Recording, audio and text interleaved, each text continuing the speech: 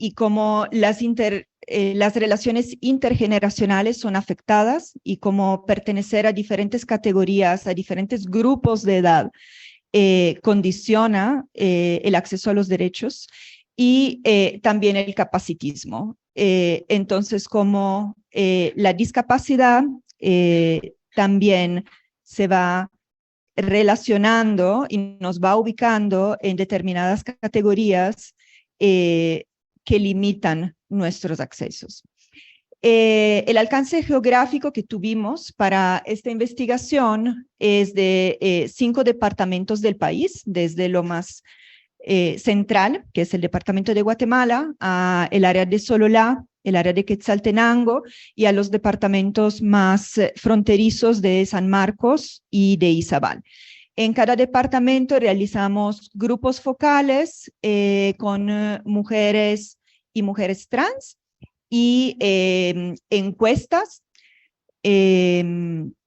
además de entrevistas con operadores de salud y con operadores del sistema de justicia.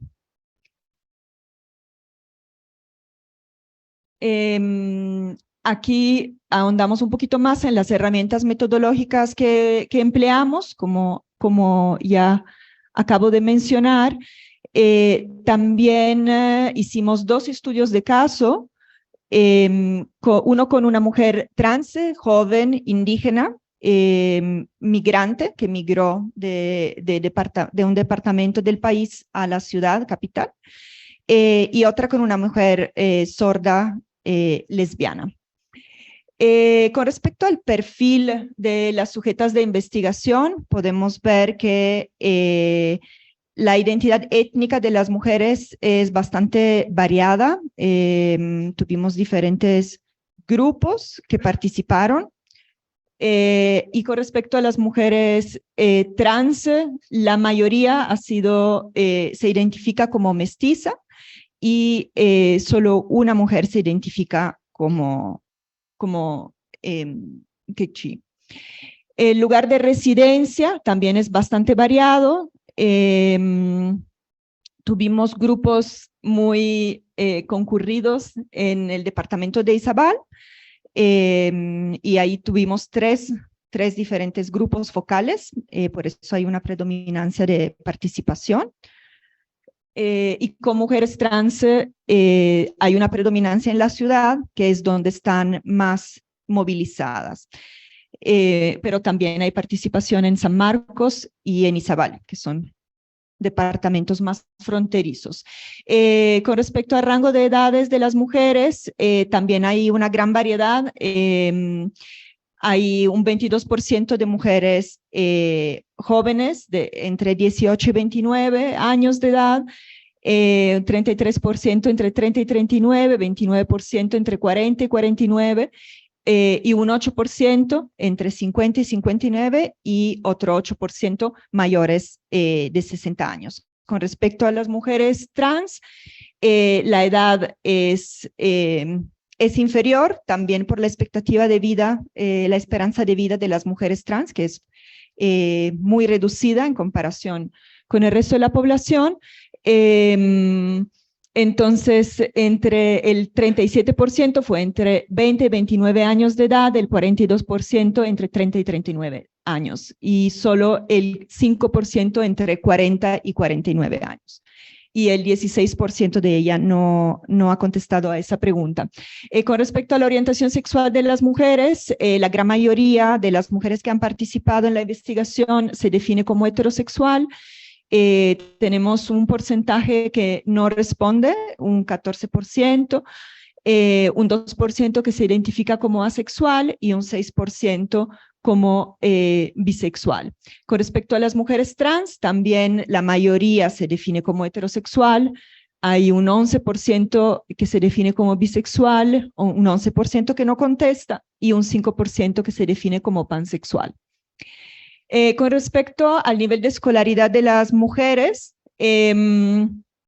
hay un 3% que no tiene no ha tenido acceso a la educación, un 5% que ha terminado la primaria, un 8% que ha terminado el instituto básico, un 16% que ha terminado el diversificado, un 9% que tiene una educación universitaria y un 8% que no contesta.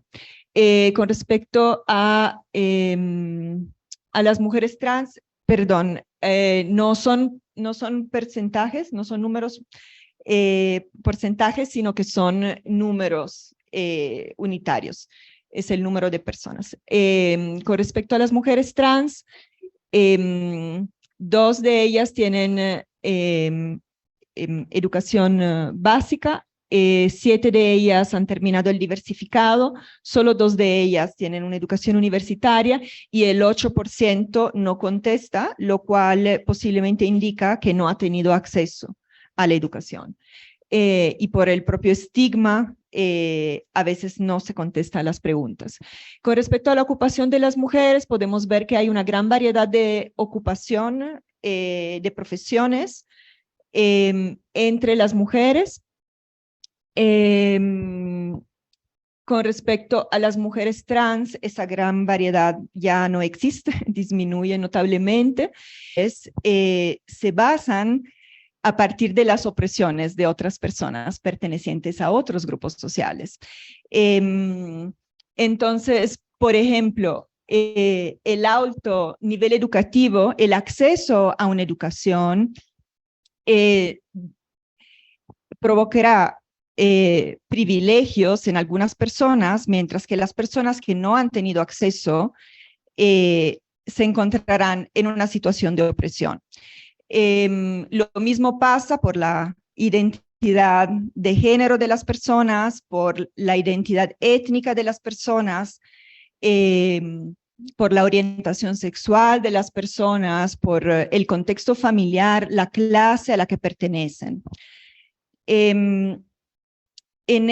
Para esta investigación tomamos en consideración cómo diferentes sistemas de opresión interactúan entre sí para crear determinadas condiciones y limitar el acceso a los derechos sexuales y derechos reproductivos.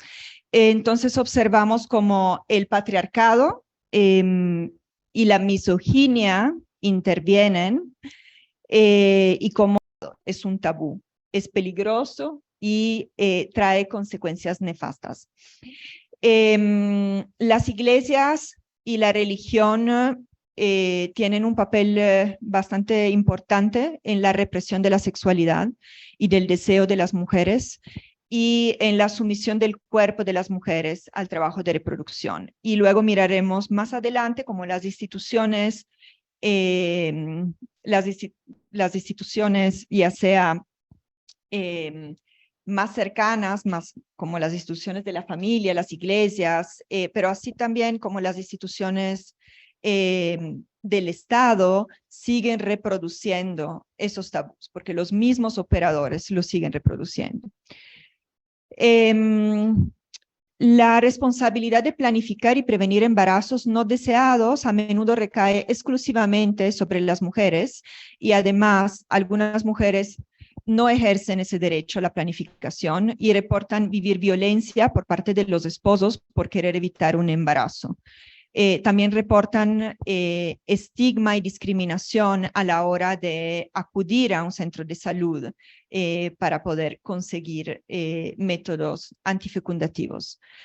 A menudo el ejercicio de los derechos sexuales es sancionado moralmente con violencia y con el control obsesivo sobre los cuerpos de las mujeres.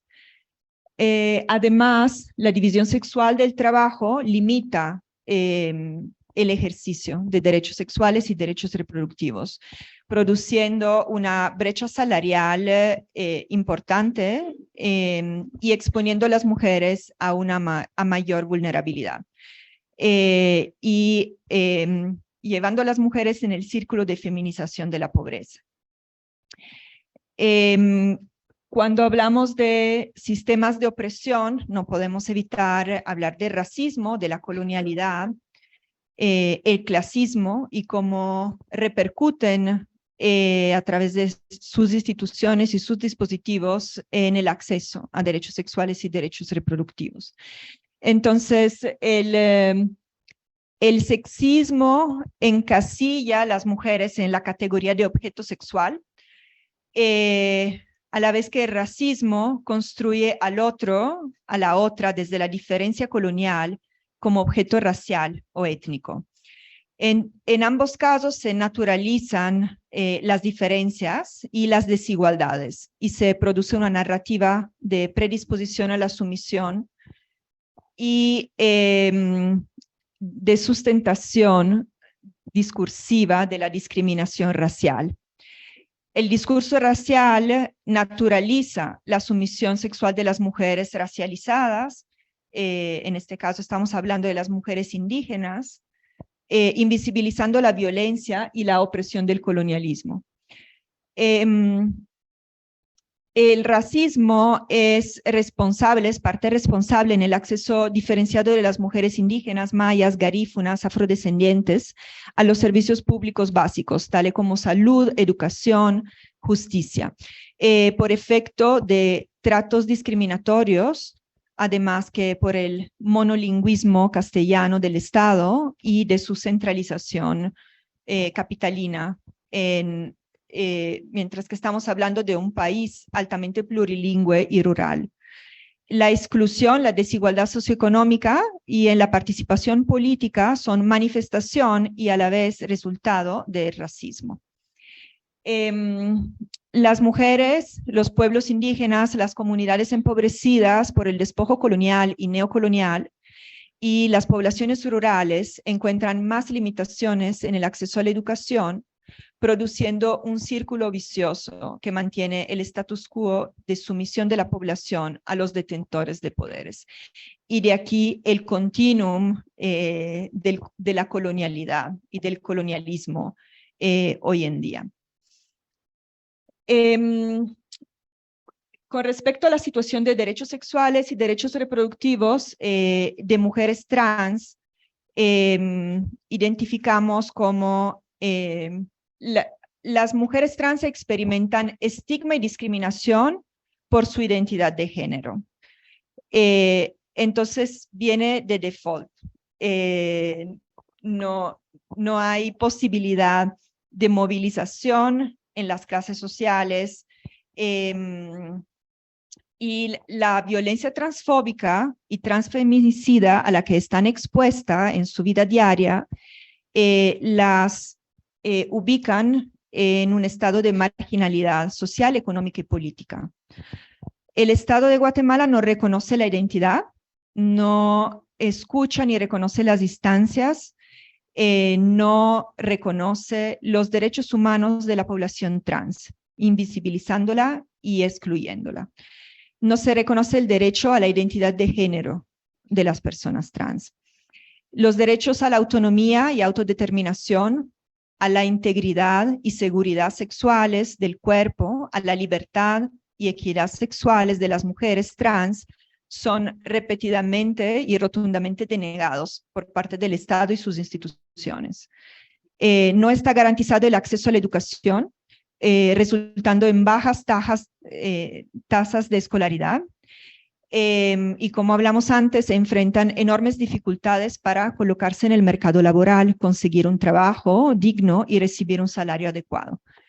Hay una falta de espacios seguros, de espacios de aprendizaje sobre la salud sexual y la sexualidad en general. Vamos a ver el tema del acceso al sistema de salud para las mujeres. La OMS define la salud sexual como un estado de bienestar físico, mental y social en relación con la sexualidad y no solamente la ausencia de enfermedad, disfunción o malestar. La salud sexual requiere un enfoque positivo y respetuoso de la sexualidad y de las relaciones sexuales, así como la posibilidad de tener experiencias sexuales placenteras y seguras, libres de toda coacción, discriminación y violencia. Para que todas las personas alcancen y mantengan una buena salud sexual, se debe respetar, proteger y satisfacer sus derechos sexuales. Eso es lo que afirma la Organización Mundial de la Salud en la realidad del contexto guatemalteco con el que nos encontramos en esta investigación. Vimos que hay un sistema de salud extremadamente carente en cuanto a recursos humanos, en cuanto a recursos estructurales y económicos, en cuanto a instalaciones. Hay carencias en las capacitaciones y en la ética profesional. Hay malas prácticas y tratos discriminatorios aceptados y reproducidos por el sistema. Es evidente, es manifiesto el androcentrismo y la misoginia íncitos en la cultura médica y sanitaria, la penuria en la educación sexual integral y la información sobre salud sexual y reproductiva. Es un sistema de salud enfocado en atender emergencias, controlar a la población y ofrecer reportes para propaganda, más que en proveer a su salud integral. No hay un enfoque positivo, no hay un enfoque preventivo. Manifiesta la negligencia, la violencia y el autoritarismo biomédico. Las mujeres que acuden a los servicios de atención a la salud es para situaciones de enfermedades graves, para conseguir medicamentos para la planificación familiar y para atención a embarazo y parto. No acuden al sistema de salud realmente para un enfoque integral en su salud, para una atención integral. El 27% de las mujeres encuestadas atestigua una mala atención por parte del personal que la atendió. Las mujeres no se sienten seguras ni tomadas en cuenta, perciben que su estado de salud no es relevante ante la mirada de las instituciones y sus profesionales, se sienten intimidadas. Las mujeres reportan situaciones de agresiones sexuales por parte de personal médico sanitario en las instituciones estatales. Además, con respecto al tema de prevención, diagnóstico y tratamiento de infecciones de transmisión sexual, hay muchos tabús, ni hablar del tema del aborto, que como mencioné antes, ni siquiera es reconocido como parte de los derechos sexuales y derechos reproductivos. En los servicios de salud sexual y reproductiva no se ofrece medicina preventiva ni una atención integral a la salud que tome en cuenta a las mujeres y a sus necesidades específicas. Las mujeres no tienen confianza en los profesionales porque reciben maltrato y discriminación. Además, las mujeres que acuden a los centros médicos para su embarazo, parto y posparto viven a menudo violencia obstétrica, que es totalmente invisibilizada, ni siquiera aparece entre los tipos de violencia identificados por el Estado. En cuanto a planificación familiar y al acceso a métodos antifecundativos, las mujeres lamentan tratos discriminatorios y falta de información, falta de asesoría y discontinuidad en el suministro de métodos hormonales que han escogido. Cuando analizamos de un punto de vista interseccionalidad, el acceso al sistema de salud, el acceso a la salud sexual y reproductiva, podemos darnos cuenta de que los servicios de salud no son accesibles a todas las mujeres de la misma forma. El racismo sistémico que existe en las instituciones y que las instituciones estatales siguen reproduciendo, hacen que existen prejuicios y discriminación a las mujeres indígenas en cuanto a sus necesidades, prácticas y el deseo de planificación familiar. Hay una retórica racista y discriminatoria. El sistema médico hegemónico se relaciona con las comadronas desde la superioridad y el paternalismo, menoscabando el papel fundamental que las comadronas cumplen en sus comunidades y en la defensa de los derechos sexuales y derechos reproductivos de las mujeres. El modelo de atención de parto del sistema médico no está informado por las normas culturales de la población indígena de Guatemala y la diversidad de necesidades que diferentes personas y pueblos tienen. Inclusive cuando instalan un temazcal a la par del hospital, inclusive cuando eso pasa, los operadores de salud de las instituciones públicas no están preparados para atender a las mujeres según sus propias normas culturales. El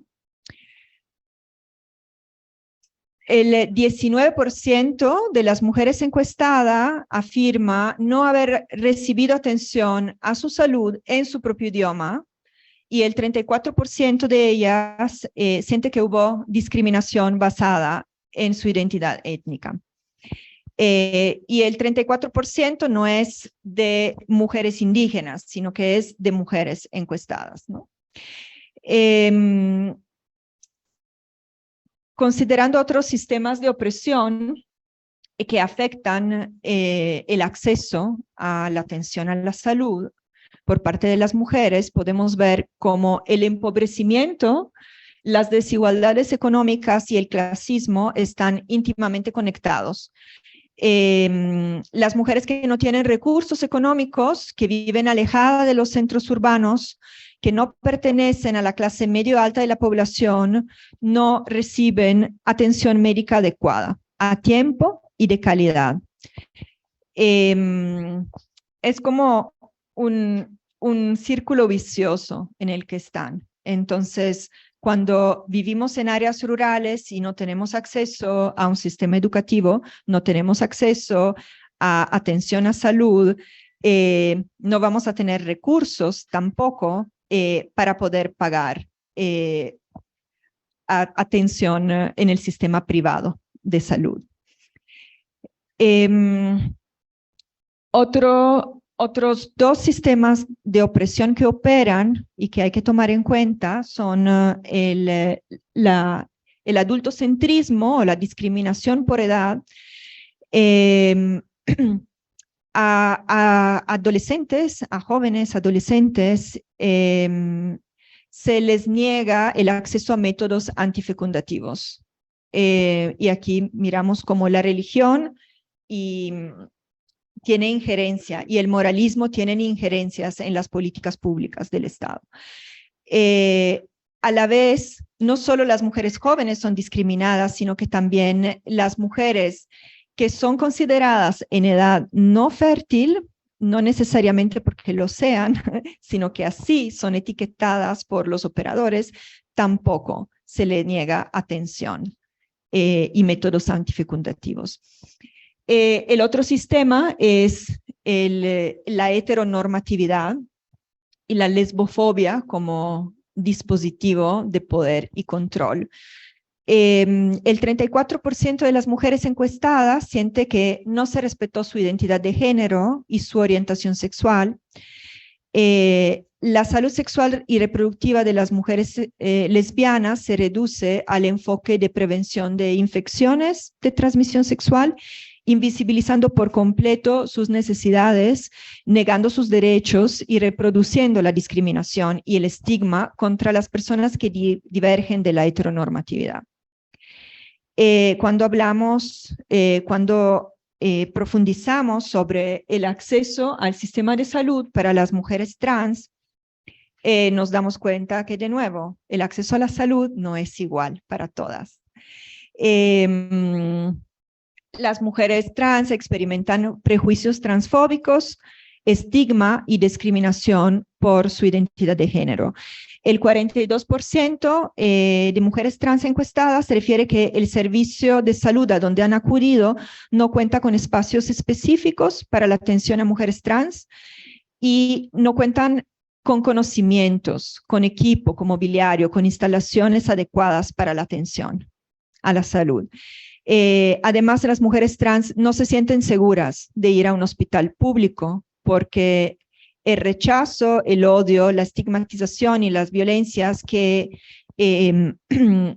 a las que están sometidas por parte no solo de la población en general, sino por parte de los mismos operadores de salud, hace que esos espacios no sean seguros.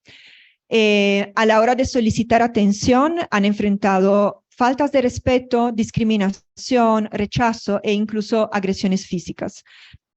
Las mujeres trans acuden a servicios de salud principalmente para prevención y métodos anticonceptivos, algunas para educación sexual, aunque realmente no es tanto en las instalaciones de servicios de salud pública, sino que instalaciones de organizaciones especializadas en acompañamiento y atención de salud a mujeres trans. También para diagnóstico y tratamiento de enfermedades. Algunas de ellas nunca han acudido a un centro de salud u hospital por el mismo miedo y por la misma vulnerabilidad. Algunas mujeres trans relatan que ya sea son tratadas como hombres homosexuales o ellas mismas se presentan como hombres homosexuales porque de esta manera reciben menos discriminación y acoso. Es una forma de resguardar su incolumidad y su seguridad. En los centros hospitalarios y de atención a la salud, la identidad de género de las mujeres trans no es respetada ni tomada en cuenta, así como no tienen derecho a tener su identidad de género reconocida por parte del Estado. Entonces, la salud de mujeres trans es es limitada a la detección y tratamiento de infecciones de transmisión sexual. No hay ningún tipo de servicio de atención integral en salud. Desde un análisis de tipo interseccional de acceso a la salud, podemos ver cómo la transfobia se vincula con el racismo y con las desigualdades económicas. La transfobia impregna la cultura cis-heteropatriarcal que se agudiza en los contextos rurales y periféricos, donde el conservadurismo es más manifiesto, pero realmente pervade cada esquina, cada rincón, cada institución del Estado. El racismo afecta en la medida en que las mujeres trans indígenas o las mujeres trans que residen en los departamentos periféricos, fronterizos, tuvimos grupos focales en Tecunumán, San Marcos, así como en Puerto Barrios y Zabal, enfrentan barreras geográficas muy importantes, no hay una atención especializada, integral y sensibilizada de salud. Tienen que movilizarse hasta la ciudad capital a menudo. Y aquí vemos como las desigualdades económicas se van añadiendo. Entonces, las mujeres trans están sujetas a fuerte vulnerabilidad social, enfrentan barreras económicas para acceder al sistema de salud, aún más si pertenecen a comunidades marginadas, y si se toman en cuenta las dificultades que encuentran para acceder a un empleo formal con una retribución digna, podemos ver como el acceso a los derechos de atención en salud son básicamente ausentes. Ahora vamos a ver el tema de acceso al sistema de justicia para las mujeres. Pues los derechos sexuales y derechos reproductivos son parte de los derechos humanos, abarcan una gran variedad de situaciones en la vida de las personas que requieren al Estado contar con una legislación preventiva de violaciones que garantice la libre asociación sexual, que evite la discriminación y estigmatización de la divergencia de la heterosexualidad y que sancione la violencia por prejuicio, que identifique y sancione la violencia obstétrica y que otra vez estamos identificando cuál es la situación ideal, cuáles serían las responsabilidades del sistema, en este caso del sistema de justicia, y ahora vamos a explorar cuál es el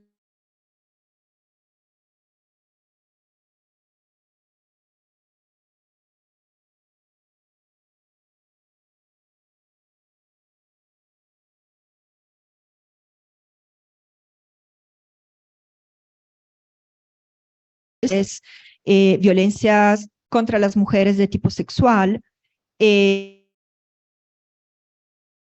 un gran vacío. El 27% de las mujeres que participaron en las encuestas respondieron que han acudido al sistema de justicia para poner una denuncia.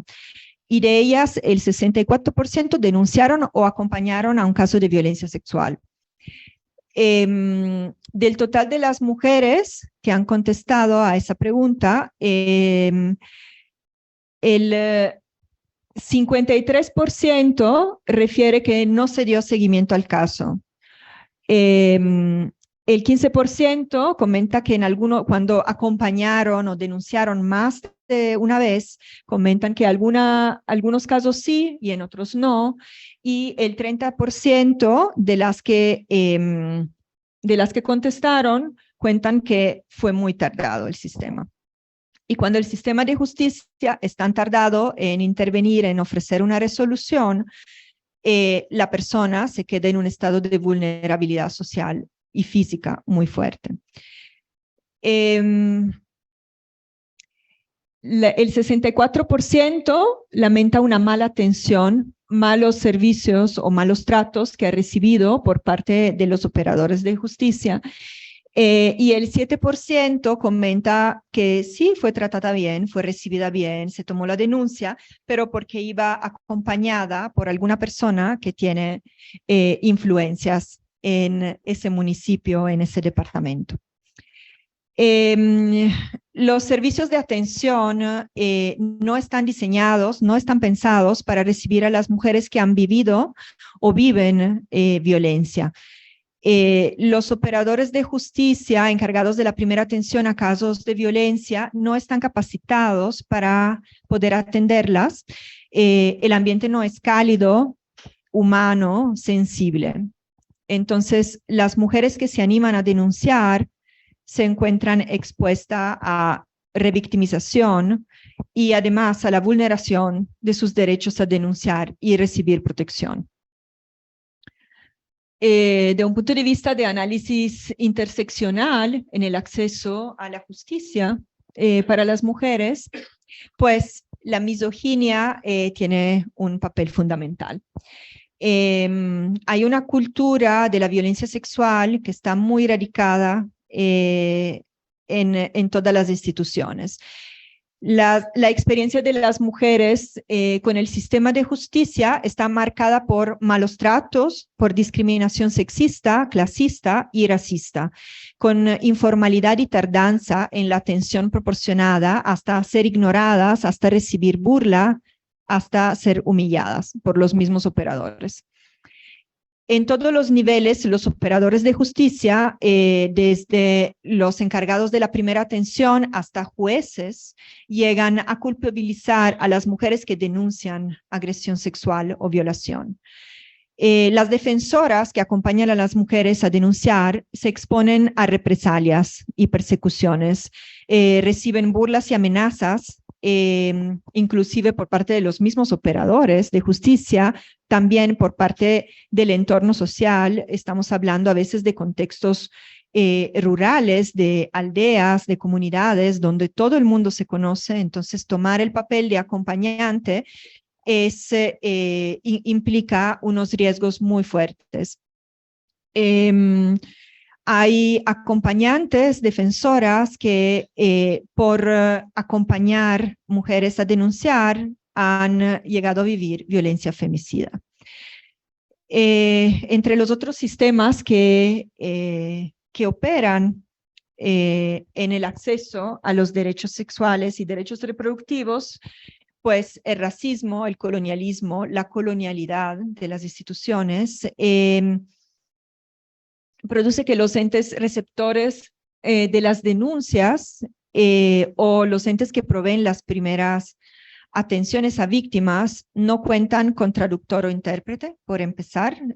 Podemos imaginarnos lo difícil que es psicológicamente, emotivamente, emocionalmente para una mujer llegar a denunciar a su agresor, que muchas veces es parte de la comunidad, es una persona conocida, es una persona cercana, a veces tiene influencia en el juzgado, en la policía, y llegar y no tener a nadie que entienda su propio idioma.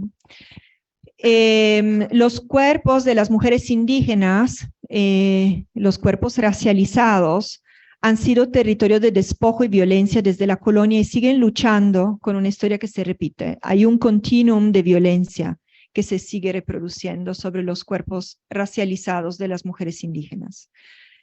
Y el sistema de justicia está construido en principios éticos y políticos que pertenecen a una epistemología occidental, al igual que el sistema de salud.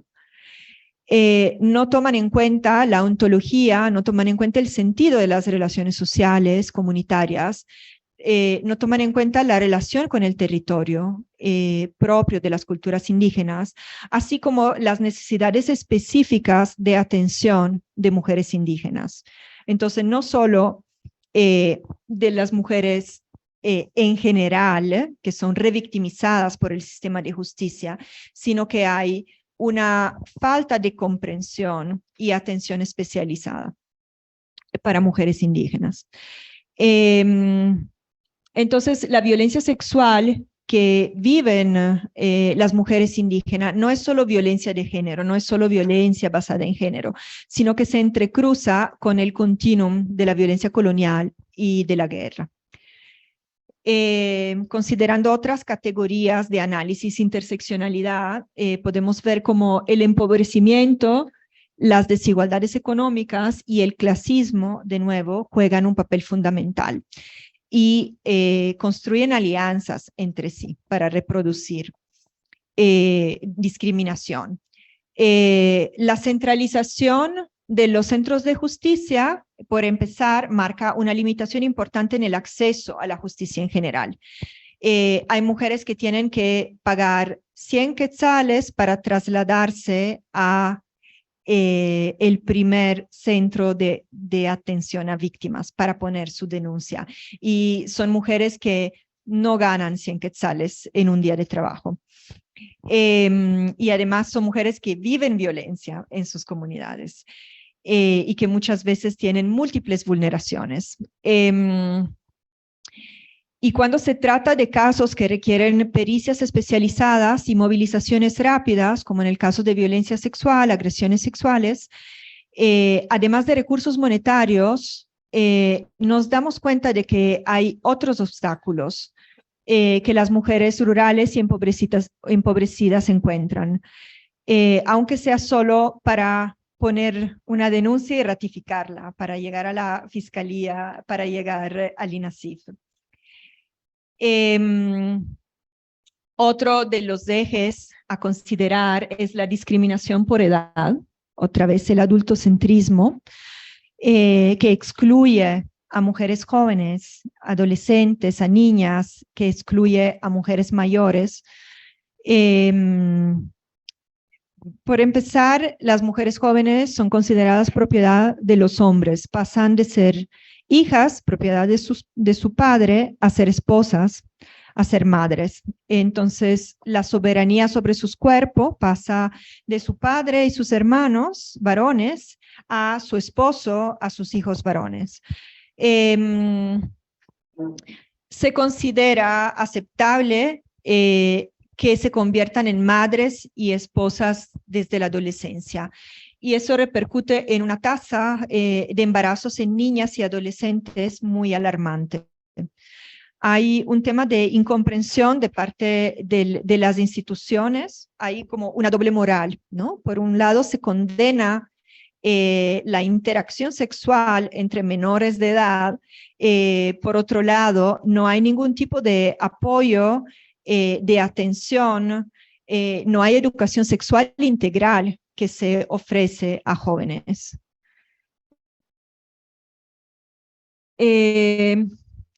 Cuando investigamos sobre acceso al sistema de justicia para las mujeres trans, como pueden ver hay muchas flechas en esta gráfica. El sistema de opresión que predomina obviamente es la transfobia, y luego vamos a ver cómo se entrelaza, se entrecruza con otros sistemas de opresión, pero empezando con que la identidad de género de las personas trans no es reconocida por el aparato legislativo del país.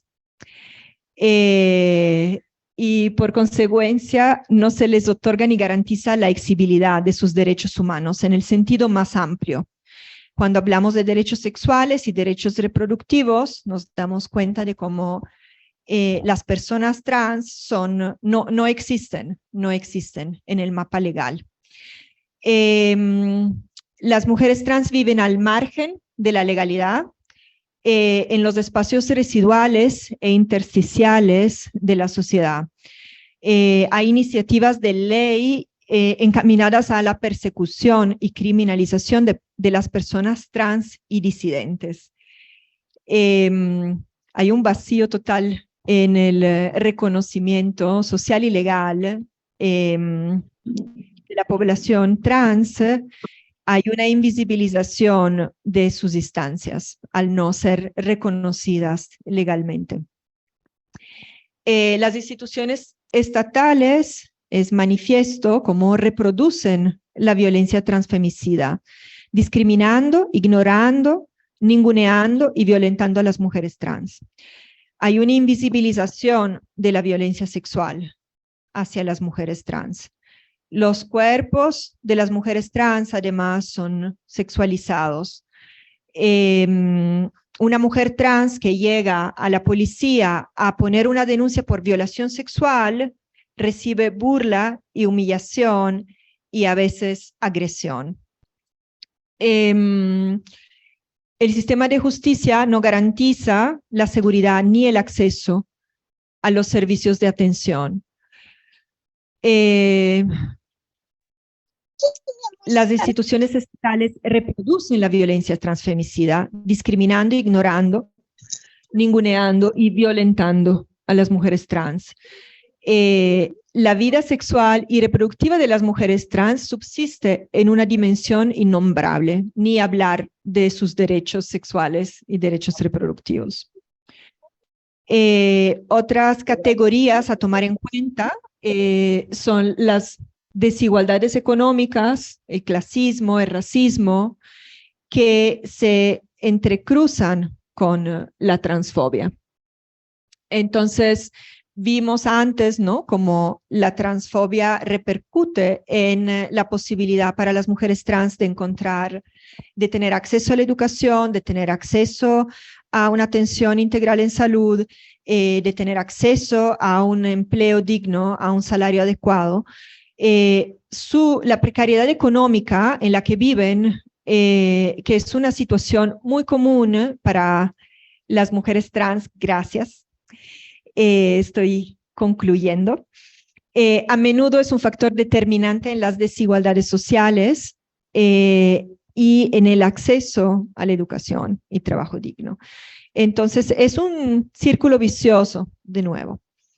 Las mujeres y las niñas trans indígenas sufren rechazo y exclusión en sus comunidades y a menudo recurren cuando tienen esa posibilidad, a veces ni siquiera es tener una oportunidad de migrar, sino que es una cuestión de vida o de muerte. Entonces se desplazan a la ciudad capital, exponiéndose no solo a la violencia transfemicida, sino también a la violencia racista.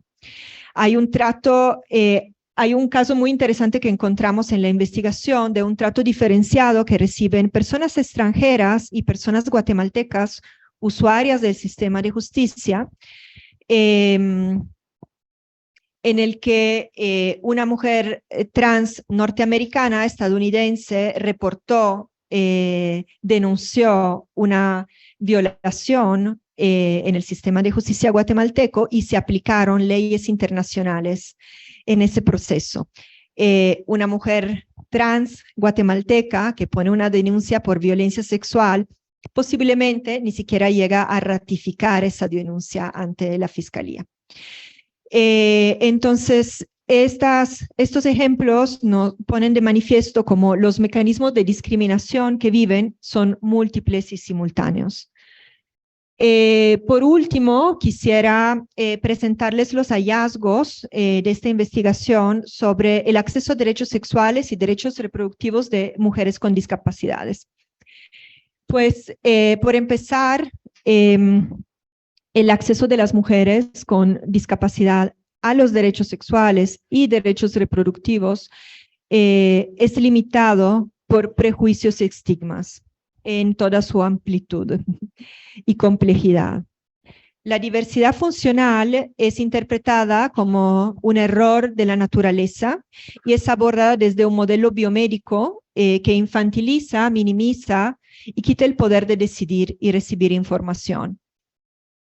La sexualidad de las mujeres con discapacidad o discapacidades es sujeta a control y dominio.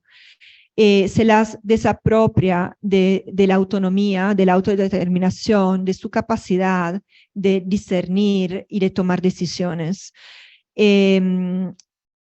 Las limitaciones que tienen en el acceso y en el ejercicio de sus derechos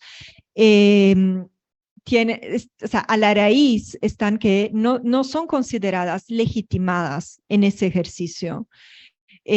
Su sexualidad es completamente expropiada. Además, en las instituciones públicas, las instituciones del Estado, tanto de justicia como de salud, no existen condiciones estructurales, no existen políticas públicas, no hay fondos, financiamientos para que las mujeres reciban una atención. Acceder a un centro de salud puede ser una limitante. Y hay diferentes tipos de discapacidades y las instituciones, los centros no están equipados, no tienen instalaciones adecuadas, no tienen personal capacitado, no se cuentan con recursos humanos especializados para la atención. Además, el estigma, la discriminación y la exclusión que viven atentan a las experiencias vitales, provocando una pérdida de identidad, y eso muchas veces repercute en una pérdida del sentido de esos derechos, en el sentido de legitimidad de esos derechos y en el ejercicio de los mismos. Les agradezco la atención. Voy a pasar la palabra a la compañera.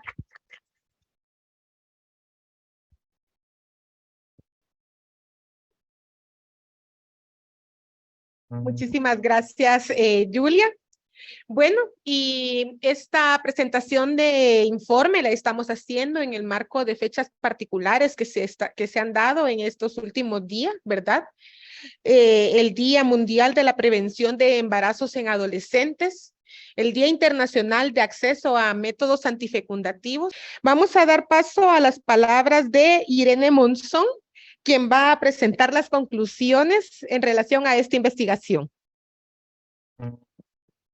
Buenos días, compañeras.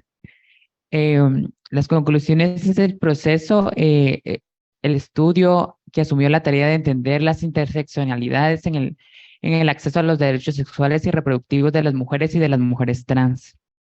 Las desigualdades en el acceso a los derechos sexuales y reproductivos no obedecen exclusivamente a la discriminación basada en el género, sino además el sexismo, la misoginia, intervienen el racismo, el clasismo, la lesbofobia, la transfobia, discriminación generacional y el capacitacismo, entre otras muchas formas de discriminación. La división sexual del trabajo que limita el acceso a la educación de niñas y mujeres trans y relega a puestos de trabajo considerados inferiores, privados. Ellos producen una brecha salarial importante, generando así la feminización de pobreza, lo cual vulnera a muchos a sus derechos. Como mujer trans, haciendo conclusión y mención de todo lo que han expuesto referente al estudio, hemos sufrido mucha marginación, discriminación. Por ejemplo, si hablamos del interior del país, muchas compañeras han sido desplazadas de sus territorios de origen, han sido emigrantes a otros países, han buscado refugio en la capital. Sin embargo, la interseccionalidad de la que hablamos viene basada en etnia, género, discriminación por situación económica. Entonces, todo esto nos abarca a todas como mujeres. Y hay muchas mujeres que también sufren de discapacidad, tal vez no física, pero sí de discapacidad en la cual no tienen un nivel académico con el cual se puedan defender.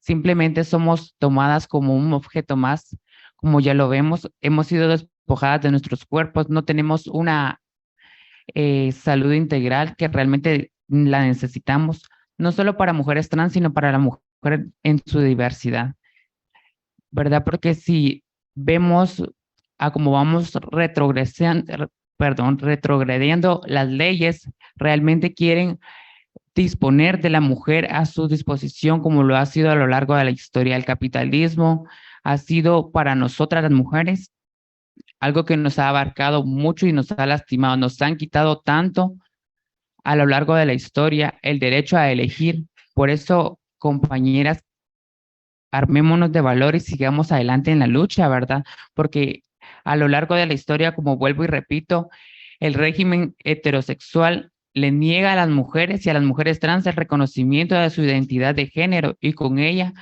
el estigma y la discriminación generan marginalización, transfobia y transfemicidio, lo cual muchas compañeras en este caso han fallecido, las han asesinado y nunca se ha hecho justicia por las compañeras trans. Queda un largo camino por recorrer y desmantelar los sistemas de dominación que limitan el acceso a los derechos sexuales y derechos reproductivos y los derechos a las mujeres indígenas, mayas, xincas, garífunas y mestizas, bisexuales, mujeres trans, mujeres con discapacidad, mujeres inmigrantes y mujeres con virus del SIDA. La reflexión colectiva de las mujeres diversas en el fin de identificar con los sistemas en dominación se encuentran embriagados y con las múltiples facetas identificadas, posición y dominación social, condición y la libertad, la exigibilidad de los derechos sexuales y reproductivos a partir de procesos participativos de construcción y del conocimiento. A esto conlleva que la falta de información hacia todas las mujeres, por ejemplo, a las mujeres biológicas cisgénero, por ejemplo, son utilizadas, violadas desde muy pequeñas. Si lo vemos en lo del interior, son vendidas, son cambiadas por terrenos, por muchas otras cosas, y la falta de información de una salud sexual integral nos abarca a todas. Por eso tantos niveles de embarazos en niñas, adolescentes, por la falta de información, pero realmente no hay una agenda que nos concluya y nos ayude a seguir adelante con esta ley para que se pueda dar una educación sexual integral para todas y todos los jóvenes.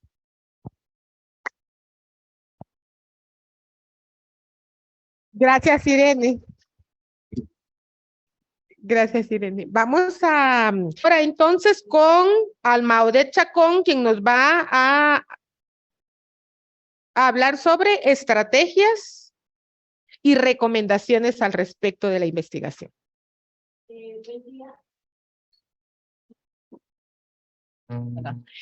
Buen día para todas y todos y todes.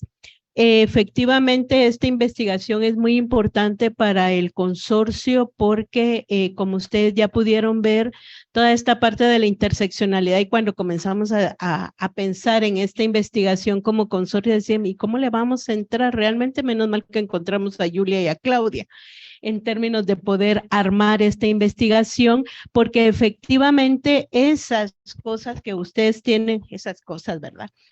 ¿Qué sistemas de opresión e interseccionalidad existen? Que es como la partecita que tienen acá abajo de la infografía, se refiere a todas esas diversidades que se vuelven en un momento dado modelos de exclusión, de opresión. Como ya decía Julia en un momento dado, bueno, no solo basta con ser mujeres, ya por ser mujeres recibimos toda una clase de discriminaciones, opresiones y exclusiones. Pero no solo somos mujeres en abstracto, ¿verdad? Tenemos edades, tenemos capacitaciones supuestamente dadas en un momento dado, nacimos en un departamento o en la ciudad o en una aldea o en una población rural o en una urbana, pues algunas ya tenemos varios añitos, ¿verdad? Otras son jovencitas, etcétera, etcétera. La experiencia de vida no es igual. Y como esto que quiere decir no es nacer en una cuna y en otra cuna, lo que también en un momento dado nos clasifica en una serie de accesos o de no accesos. Entonces, eso era lo que queríamos ver en un momento dado, cómo esa diversidad que en algún momento dado debería constituirse, efectivamente en asumir esas diversidades se vuelven modelos de opresión y de exclusión, y cómo esto se enfrenta en un momento dado con los derechos sexuales y reproductivos, sobre todo en este país y sobre todo para las mujeres y las mujeres trans, en donde queríamos hacer el énfasis con esta investigación. Entonces, como ustedes ya vieron, la investigación es bastante interesante, cuenta también historias de casos para que no se vayan con la teoría pura como nos hizo Julia por los tiempos en estos momentos, sino que es muy interesante. Entonces, ustedes tienen la USB para poder ver la investigación y sí sería bueno que la leyeran porque está bastante interesante en un momento dado y le aclara a una más todo esto de la interseccionalidad que a veces en términos de contenido, ¿verdad? Y de accesos no tenemos tan claro en un momento dado. Y en ese sentido, efectivamente la interseccionalidad, como ya nos planteaba Julia, en términos de cómo esos modelos nos crean accesos o nos crean opresiones, nos crean privilegios o nos crean exclusiones por lo que nos atraviesa, ¿verdad? Ya cada quien se puede analizar. ¿Qué tengo, qué no tengo? ¿Cuál es el color de mi piel? ¿Cómo me he visto? ¿Dónde nací? ¿Qué edad tengo? ¿Qué capacitaciones tengo? ¿Soy universitaria? ¿Soy mujer trans? ¿Soy mujer cis? ¿Soy mujer indígena? Etcétera, etcétera. Todo eso nos va dando todo un conjunto de identidades, pero además como nos va subdividiendo.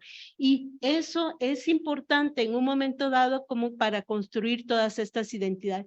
Pero más importante es, y también se menciona en toda esta cuestión de la interseccionalidad, que esto nos tiene que dar para ver cómo nos aliamos y cómo efectivamente a partir de todas esas opresiones por las que pasamos, todas las personas, porque más de alguna opresión tenemos, otros menos, pues, entonces como que tienen otro tipo de responsabilidad ante el mundo con esos privilegios, cómo nos unimos en redes, cómo accionamos en un momento dado, conjuntándonos, porque efectivamente esto no puede servir como para dividirnos en un momento dado, sino para ver cómo nos articulamos en términos de ir evitando, trabajando en contra de todas estas opresiones que nos marcan actualmente y como ya nos decían, no nos dan ninguna libertad. Efectivamente, cuando uno lee en un momento dado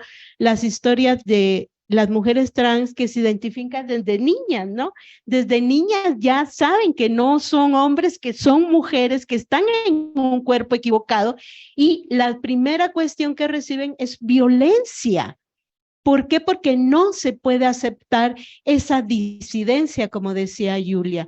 Y también en otros sentidos, ¿verdad? Cuando tú difieres de lo que supuestamente es normal o está normalizado, efectivamente la primera cuestión es el trancazo limpio o la violencia en un momento dado.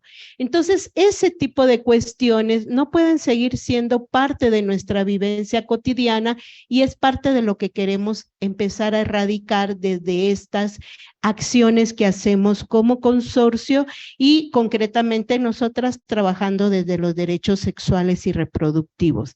También el documento, como ustedes ven, tiene una serie de estrategias y recomendaciones, van en los sentidos también que Julia expuso, en términos de la formación y la capacitación, en términos del sistema de salud, en términos del acceso al sistema de justicia, a la situación también de todo lo que implica ser mujer trans. Entonces, en ese sentido, varias de las estrategias que nos proponen el documento es, en principio, acercarnos como a toda esta parte del proceso electoral que ya lo vivimos, ¿verdad? Y todavía lo seguimos viviendo, en términos de cómo posicionamos, no solo cada 4 años, sino en términos de efectivamente esa lucha que tenemos que hacer ante el Congreso, ante los sistemas de salud, para que estos márgenes o estos marcos de leyes se vayan pues cambiando en un momento dado. Yo no digo ampliando, sino cambiando básicamente por todo este sistema conservador y que hemos estado viviendo últimamente en términos de poder efectivamente acceder a un sistema menos conservador, por lo menos en el tiempo que a mí me queda de vida, porque a ustedes les queda más, en términos de cómo realmente construimos otras cosas. Entonces, una de las primeras cuestiones que nos proponen es impulsar campañas de concientización desde las mujeres y las mujeres trans, establecer una articulación lo más amplia posible con las organizaciones de mujeres y las mujeres trans, que trabajan derechos sexuales y reproductivos, impulsar procesos en coordinación con las organizaciones de mujeres para que se apruebe la ley de identidad, cambio de nombre y cambio de sexo por género en las mujeres trans, porque efectivamente, como ya se decía, son ilegales. En un país, efectivamente, que expulsa a la ilegalidad, en estos momentos, ellas son ilegales. Entonces, como por lo menos un mínimo de legalidad en esta cuestión que es importante porque es parte de la identidad. Luego también nos dice como estrategia y como recomendación visibilizar el aborto como un derecho humano fundamental y posicionarlo en las agendas de incidencia. Sabemos que con toda esta campaña electoral vivida, efectivamente todos estos temas de la diversidad, de la educación integral en sexualidad, del aborto y de la ideología de género, que esto lo llamarían ideología de género los conservadores, efectivamente se vio cómo es que son tratados los derechos sexuales y reproductivos en este país. Pero por otro lado, nosotras somos esperanzadas en una nueva vida y decimos, bueno, por lo menos el proceso electoral permitió visibilizar de otra manera estos temas, ¿verdad? Porque cuando nos aparecieron las calles inundadas de mensajes en contra de estos temas, la gente se pregunta, bueno, ¿y por qué? ¿Y qué pasa? Entonces hay una posibilidad, hay un campo fértil para poder trabajar en este sentido. Démosle la vuelta a las cosas, porque de alguna manera el mundo no puede seguir siendo tan restrictivo, tan conservador, tan fundamentalista, porque se va a morir en sí mismo. Entonces, en ese sentido también implementar el término antifecundación, métodos antifecundativos. La fecundación no es la concepción. La concepción es un término religioso, ¿verdad? Métodos anticonceptivos nos alude a una cuestión religiosa que pues vamos a seguir defendiendo el Estado laico y en ese sentido reivindicamos, levantamos ahora la cuestión de decir antifecundativos, los métodos, antifecundación y la fecundación es lo que ocurre, no la concepción, porque efectivamente tratamos de ir ampliando el conocimiento, ampliando la mente. Asimismo, para una serie de cuestiones, desarrollar proyectos y procesos encaminados a priorizar la educación en materia de derechos sexuales y reproductivos. La educación integral en sexualidad es básica que la sigamos peleando en estos momentos y creo que con este nuevo gobierno se abre la puerta a que tengamos otro tipo de oportunidades para seguir peleando por estos derechos. Entonces, no tenemos como tanto la barrera, hay que seguir peleando por la democracia, pero hay que seguir peleando por estos avances en un momento dado.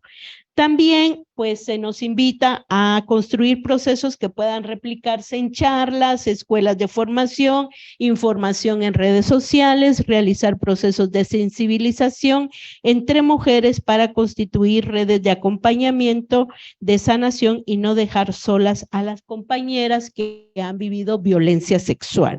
Hacer reformas educativas transformadoras para las futuras generaciones, incluir en este aspecto, realizar capacitaciones con maestros, padres de familia. Estas son algunas de las acciones que ya desde el consorcio iniciamos en estos 4 años y que han sido positivas. Esperamos conseguir los recursos, ¿verdad?, para seguir posicionando y trabajando al respecto, pero si no, también sigue el compromiso de poder seguir abriendo este espacio, seguir abriendo brecha para este país en términos de estos derechos. También realizar acciones para eliminar la discriminación de las mujeres trans, de las personas con discapacidad, de las edades, ¿verdad? Porque toda es discriminación acá, que si porque sos muy chiquita o porque sos muy grande. Si sos indígena o sos afrodescendiente o medio mestiza, que si tenés discapacidad, que si no, a todo nos lleva la discriminación. ¿Por qué no podemos cambiar esas cuestiones en términos de que esas diferencias, como les decía al principio, no generen desigualdades, sino que efectivamente se celebre esa diversidad y esas diferencias? Por otro lado, en términos todavía de las estrategias,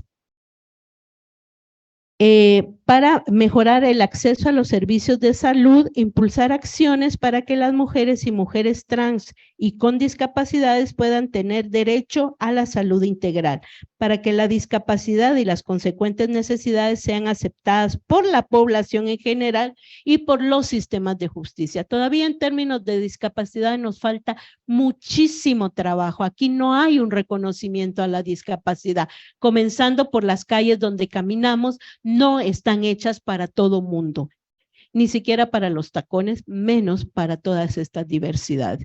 Entonces, efectivamente, en términos de la discapacidad, nos toca trabajar muchísimo todavía y hay que seguir sensibilizando al respecto.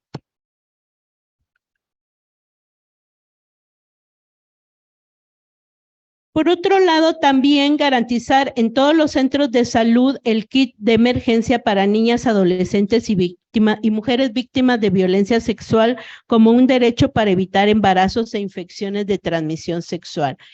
Es muy difícil, efectivamente, con todos estos datos que nos decían en términos de los embarazos en niñas y adolescentes y cómo trabajar esto de la violencia sexual cuando culturalmente es aceptada o es normalizada esta violencia. ¿Cómo hacemos también para incidir en el Ministerio de Salud de manera que toda la atención de violencia sexual no esté únicamente en las cabeceras departamentales, sino pueda estar también en los municipios? Eso es muy importante de ver y hacer ver. En términos de justicia, porque ya me sacaron ahí la ruedita del tiempo, impulsar el cumplimiento de la ruta de atención en violencia sexual, realizar campañas de concientización en el sentido en este sentido, así como seguir difundiendo en espacios de foros, debates y demás, el tema de la violencia sexual. Es importantísimo, como ya les decía, son como 4 temas los que tenemos que ver. Esto de la violencia sexual, la muerte materna, la diversidad sexual y la educación integral en sexualidad. Son temas que deberíamos seguir demandando en un momento dado como parte de nuestro trabajo. Y por último, acompañar, porque ya se decía que a veces las defensoras también son agredidas, ¿verdad? Por acompañar a las defensoras que se ven expuestas a agresiones y desgaste emocional.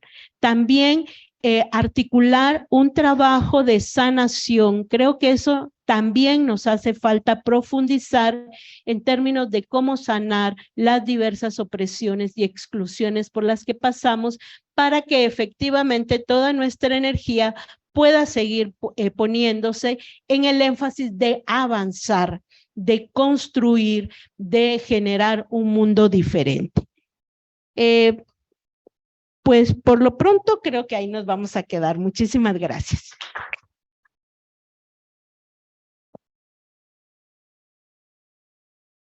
Muchísimas gracias, Alma Odette. Entonces, vamos a pasar al espacio de intercambiar, ¿verdad? Ideas, pensares, sentires, dudas, preguntas.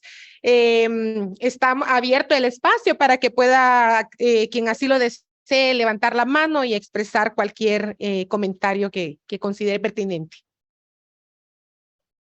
Gracias, Alex. ¿Allí? Muy buenos días, hola a todos y a todas. Mi nombre es Brenda Mejía y pues básicamente he participado de estos espacios y hoy por hoy me toca estar del lado del gobierno, digamos, porque del otro lado, porque pues soy diputada electa gracias al voto de la población de Movimiento Semilla, en representación de Movimiento Semilla.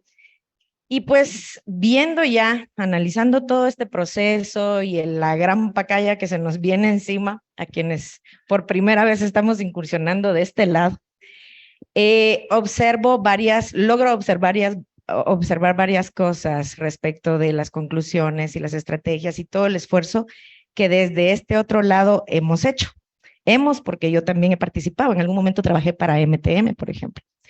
Entonces,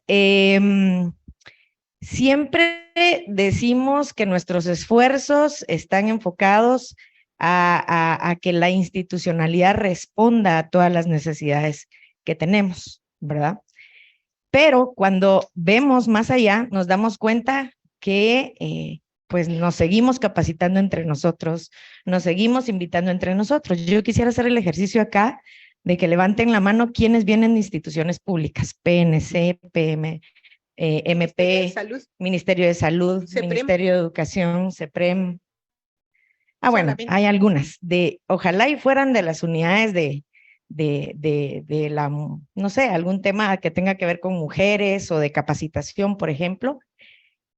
Porque creo que muchos de nuestros esfuerzos, además de enfocarlos hacia capacitarnos entre nosotras como mujeres, entre grupos, entre ONGs, entre organizaciones, etcétera, también es importante que enfoquemos los esfuerzos a capacitar y formar a las personas que trabajan dentro del Estado, ¿sí?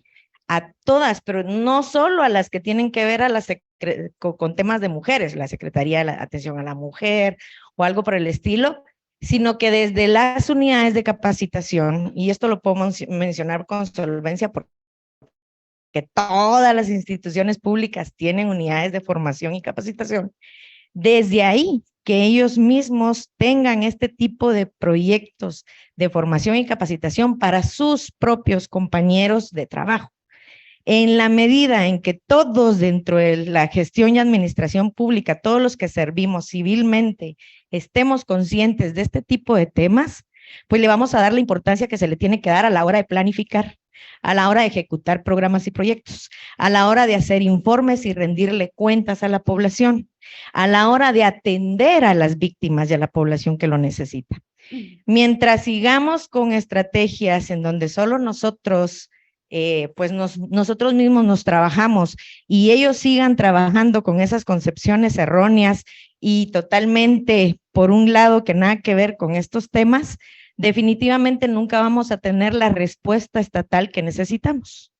Entonces, sí, pues las estrategias yo creería que están excelentes todas, siempre y cuando también volquemos un poco a ese esfuerzo de hacerles ver a las instituciones la necesidad de formar y capacitar a su personal para que realmente la sensibilización y la conciencia acerca de temas tan importantes como estos estén siempre presentes en cada una de las etapas de trabajo que ahí adentro se llevan.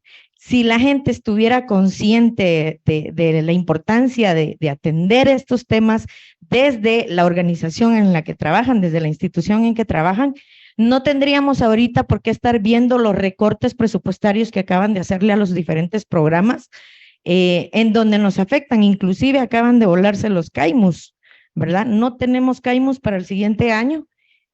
Y pues eso es preocupante. También el cierre del juzgado, pues ahorita justifican que el juzgado de femicidio tenía duplicidad de funciones con el MAIMI, pero igual, entonces el reto es que hayan más MAIMIs, ¿sí? Y no solo ese de la verbena que da miedo ir, porque el acceso no está como seguro tampoco, ¿verdad? Entonces, sí necesitamos volcar mucho más fuerte. O sea, tenemos toda esta tarea que ya nos presentaron amablemente las compañeras, excelente investigación, me llama muchísimo la atención los resultados y demás, pero son resultados que solamente vienen a constatar lo que ya sabemos muchos de los que hemos trabajado en este ámbito. Lo importante acá es cómo le hacemos ver a las instituciones del Estado lo que les hace falta para realmente abordar estos porcentajes que preocupan, ¿sí? Y que entonces en los hospitales veamos esas salas de atención para las compañeras trans, compañeros trans, para lograr ver cómo desde la educación abordar los derechos sexuales y reproductivos deje de ser un tabú. Estamos hablando de capacitar maestros, pero ¿cuándo les van a dar el permiso o el tiempo a que se vayan a capacitar si desde el Ministerio de Educación no hay conocimiento de por qué es necesario que se capaciten, por ejemplo? Entonces, el esfuerzo lo tenemos paralelo desde la institucionalidad pública y lo seguimos teniendo desde la sociedad civil, desde la población guatemalteca para ser cada vez más humanos, ¿verdad? Yo considero siempre, y lo digo en todos lados, las personas somos personas y el amor es el amor.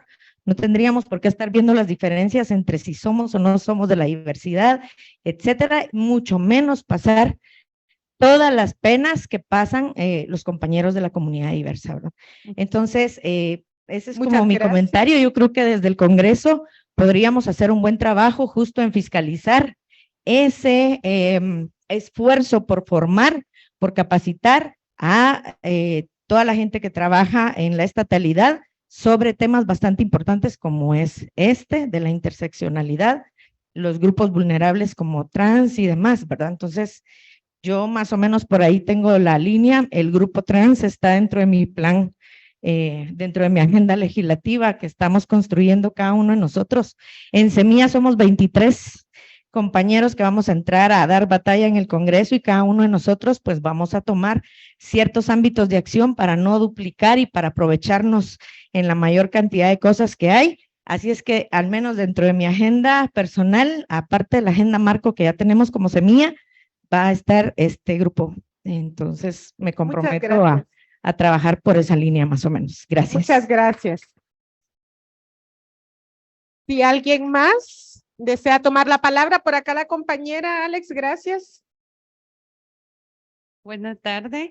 Yo lo único que estaba viendo es de que no solo mujeres trans, mujeres normales, mujeres cis puedan tener discriminación, sino que también nosotros las trabajadoras sexuales tenemos mucha discriminación. Correcto. Porque nos hacen, por un lado, nos vienen y nos discriminan, no nos atienden en las áreas públicas por tener el trabajo sexual.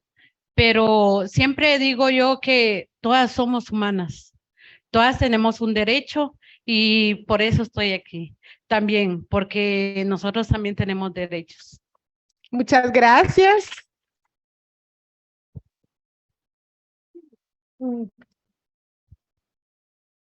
¿Alguna otra palabra? Allá en el lado de Amis, gracias.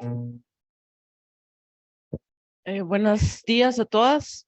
Mi nombre es Mirna Alemán y yo quiero hablar el día de hoy como personal de salud. Yo trabajé en el Hospital Roosevelt. Lamentablemente, nosotras como enfermeras en el área ya de atención a trabajadoras sexuales, trans o cualquier diversidad, ¿va?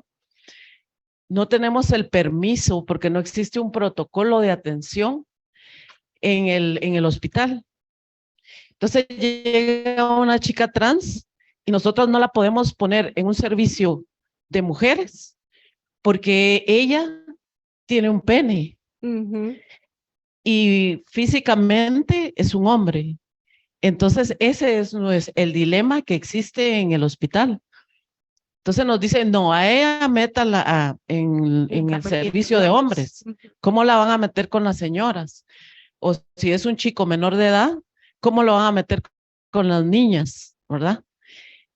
Sería bueno que ya trabajen todo eso para que el personal de salud tenga la capacidad de defender los derechos, porque muchas de nosotras, las enfermeras, queremos y trabajamos por los derechos de los pacientes.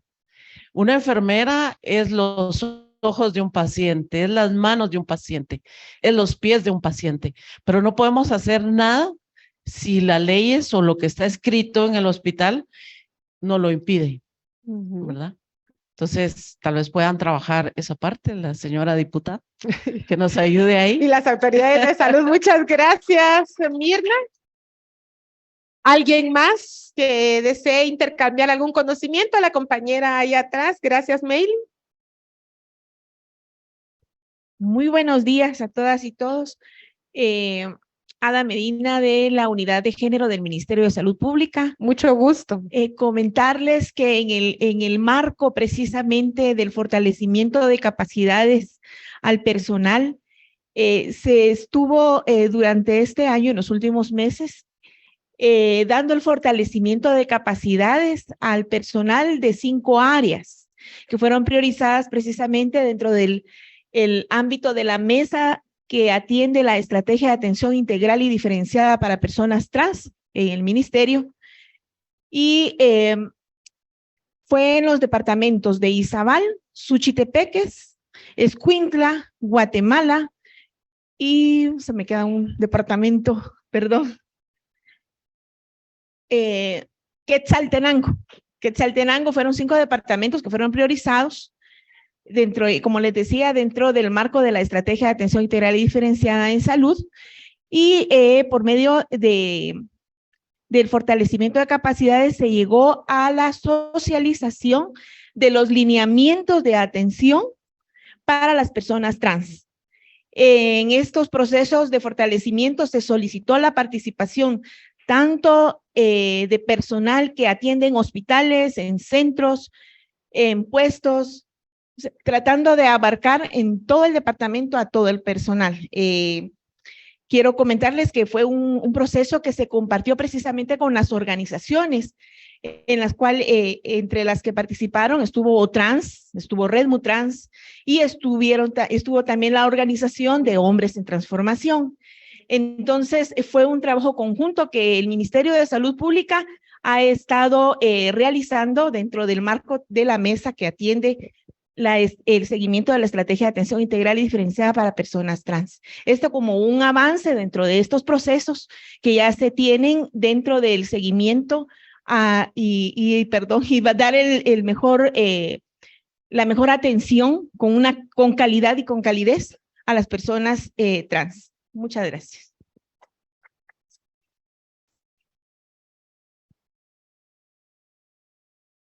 Voy a tomar en este momento la palabra en nombre de Adriana, creo que está comunicándose vía Zoom, ¿verdad? Ya que esta presentación también se está compartiendo con aquellas personas que participaron en el levantado de toda la información que conocemos en esta investigación, en los grupos focales y entrevistas. Y ella dice que primero, dentro de las estrategias debe estar la parte de la despatologización trans, ¿verdad? Y segundo, que las mujeres trans también somos biológicas, porque nuestros cuerpos están constituidos de cromosomas, hormonas, etcétera. Lo que no somos es cuerpos gestantes, pero acuerpamos y luchamos por el avance de los derechos sexuales y derechos reproductivos y de todas las mujeres en su interseccionalidad. Y por último, informa o solicita que la ley integral trans sea una prioridad para el futuro gobierno y diputadas y diputados electos. Este es un mensaje de Adriana y si alguna más desea levantar la mano o tomar la palabra, bienvenida.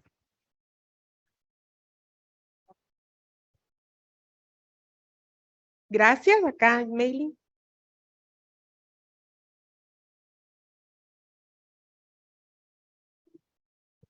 Buenos días. Pues yo realmente quiero agradecer esta investigación que es muy rica y también muy cuestionadora para nosotras como mujeres, ¿verdad? Y que nos cuestiona a todas las organizaciones. Yo veo acá algo muy importante. Una es de que quisiéramos que en el Congreso las diputadas fueran feministas, porque no es suficiente que hayan diputadas mujeres. Porque las diputadas mujeres ven todo desde el patriarcado y no desde nuestras propias experiencias como mujeres.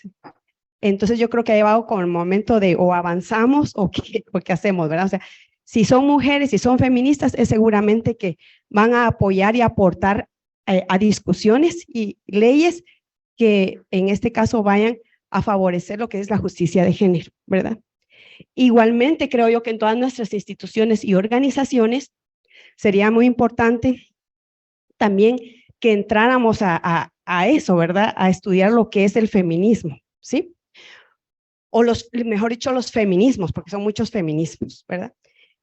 Nosotras, yo soy del Núcleo de Mujeres y Teología, y nosotras, digamos, sabemos que es muy importante, tanto para las mujeres creyentes y no creyentes, que también empecemos a conocer lo que son las teologías feministas, ecofeministas, queer, negras, todas, porque ya no es suficiente la teología patriarcal que se enseña en nuestras iglesias.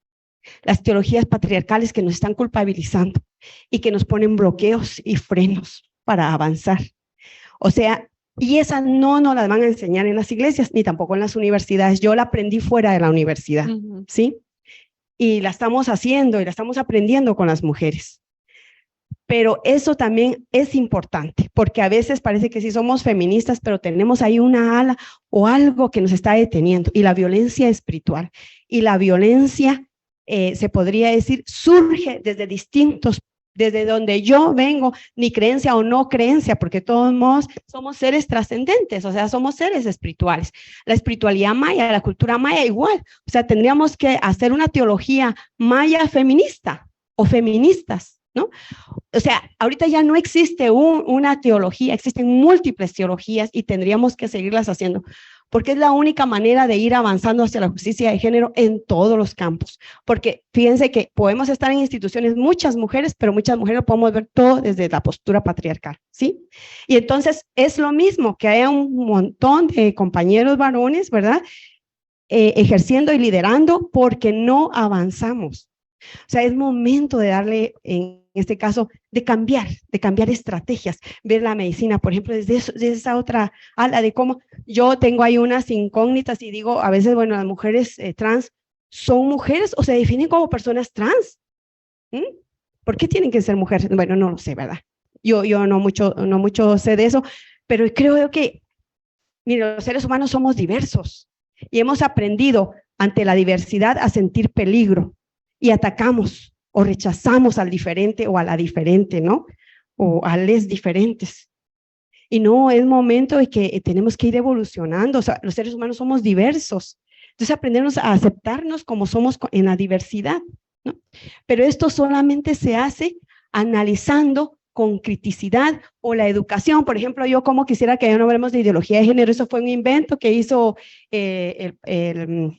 uno de los papas, pero eso no existe. Lo que existe son categorías de género. Y entonces, qué barbaridad que en el Congreso de la República, por ejemplo, estén hablando de ideología de género. Eso no existe. Es una categoría de análisis, ¿no?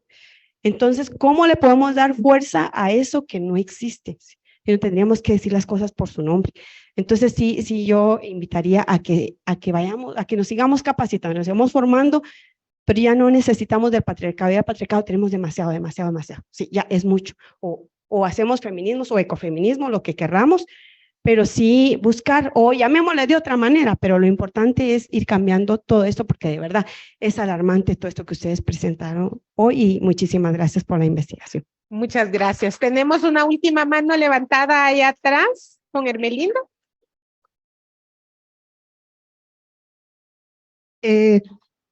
Buenos días, buenas tardes, no sé qué hora es. Mi nombre es Hermelinda Maxol, soy de Mujeres Mayas Caclá, y es un gusto saludarles.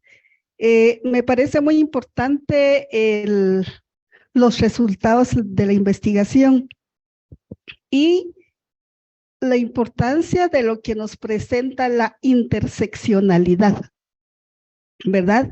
Creo que ese es un gran desafío que tenemos. ¿Cómo podemos ver a las personas o grupos de personas con quienes trabajamos en esa interseccionalidad?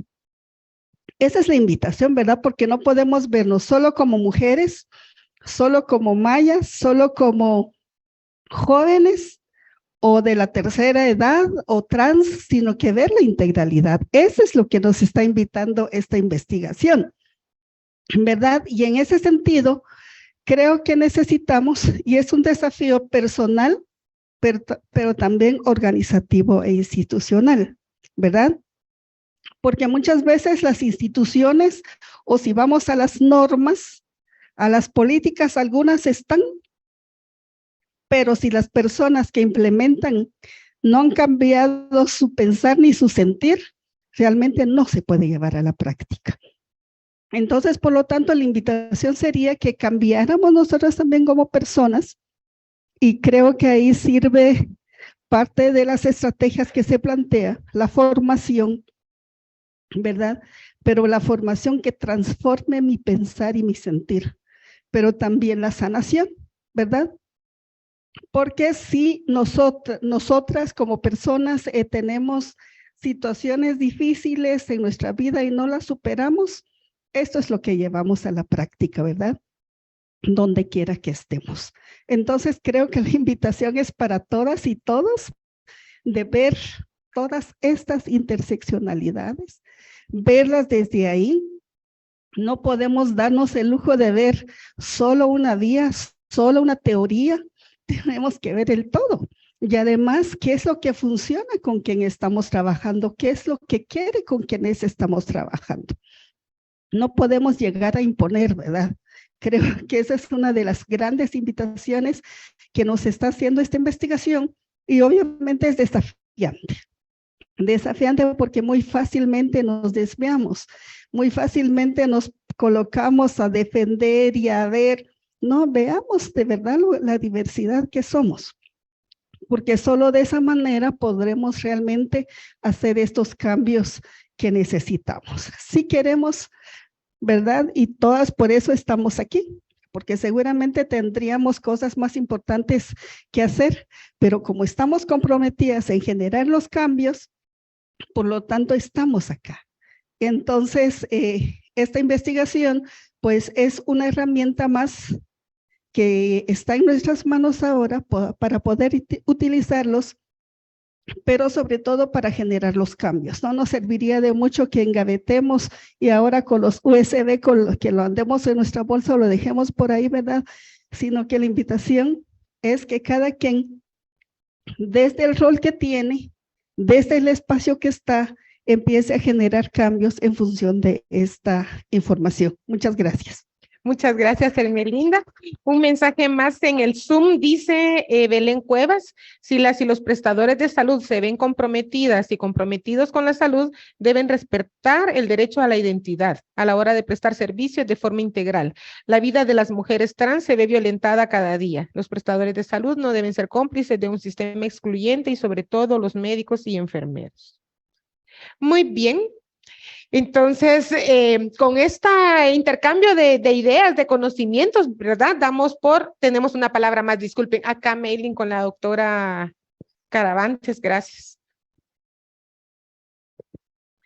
Muchas gracias, y mis disculpas de haber venido tarde, pero realmente escuchando a las compañeras y sabiendo que la interseccionalidad es un gran desafío para cualquier agenda y política pública, creo que esta investigación es un avance muy importante, pero además es algo que puede la interseccionalidad ser esa base de esa agenda común que nos puede unir a todas las mujeres en toda su diversidad, tanto para las mujeres trans como para todo el resto de las diferentes condiciones de las mujeres. Y esa agenda común es como nuestro gran desafío. Las acciones a las que hacía mención las dos personas que escuché y me antecedieron en cómo realmente aplicarlo, requiere también una presión de parte de todas nosotras y del movimiento social y no digamos del movimiento de mujeres para caracterizar esa agenda interseccional. Y más aún, creo que estamos en una situación muy crítica en el país. Nos quedan 3 meses de una agenda legislativa totalmente regresiva que tenemos que enfrentar. Entonces, esto nos da pie para tener los mínimos acuerdos de esa agenda que en el campo legislativo vamos a tener que luchar. Son 3 meses, lo veo así, antes de que se logre instalar el nuevo gobierno. Esas mujeres indígenas, mujeres trans, ¿verdad? Que somos toda la diversidad y pues el respeto, ¿verdad? A las dignidades que existen, coexisten. Y entonces el respeto es muy importante y el reconocimiento, ¿verdad? Entonces, juntas tenemos, digo juntas porque somos la mayoría de mujeres que estamos en el consorcio, ¿verdad? De mujeres mestizas, mujeres indígenas y trans, entonces que podemos unir esfuerzos, sobre todo para este nuevo momento, este nuevo contexto que tenemos ya en el futuro. Y pues confiamos en un espacio de diálogo, un espacio de voluntad, un espacio de responsabilidad. Y pues ahora quienes estamos aquí presentes, pues tenemos un rol, ¿verdad? Y tenemos un desafío y una labor que desempeñar